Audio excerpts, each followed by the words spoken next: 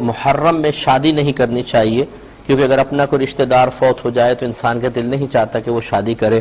تو پھر اہل بیت کے ساتھ جو ظلم و ستم ہوا تو پھر یہ کیسے انسان پسند کر سکتا ہے کہ اس مہینے میں شادی کی جائے۔ دیکھیں یہاں پہ دو چیزیں ہیں، ایک ہے جو شریعت کی تعلیم قانون شرع ہے، ایک ہماری عقیدت محبت اور جذباتیت ہے۔ دونوں کے اعتبار سے اس کو دیکھا جائے، نبی کریم صلی اللہ علیہ وسلم نے ارشاد فرمایا کہ عورت کے لیے جو عورت اللہ تبارک و تعالی اور اخروی دن پر ایمان رکھتی ہے تو وہ کسی کی موت پر 3 دن سے زیادہ سوگ نہ منائے سوائے اپنے شوہر کے، کہ شوہر کی وفات پر 4 مہینے 10 دن تک سوگ کرے گی۔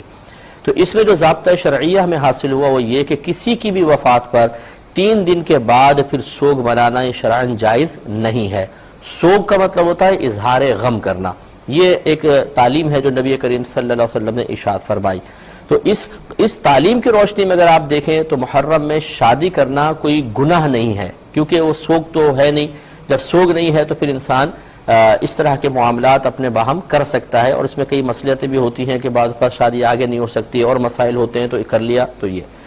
دوسرا اب ہم آتے ہیں عقیدت اور محبت اور پیار کی طرف، کہ یقیناً جب اس قسم کے معاملات ہوتے ہیں، تاریخ کا حصہ ہے، ہمارے سامنے آتے ہیں تو دل غم سے بھر جاتا ہے، اور اہل بیت کے ساتھ جو ظلم و ستم کیا گیا تو پھر صحیح بات ہے کہ اس قسم کے واقعات سننے کے بعد اگر انسان اظہار غم نہ بھی کرے تو احساس غم تو کم از کم اس سے تو انسان خالی نہیں ہو سکتا۔ ایک جس بے دردی کے ساتھ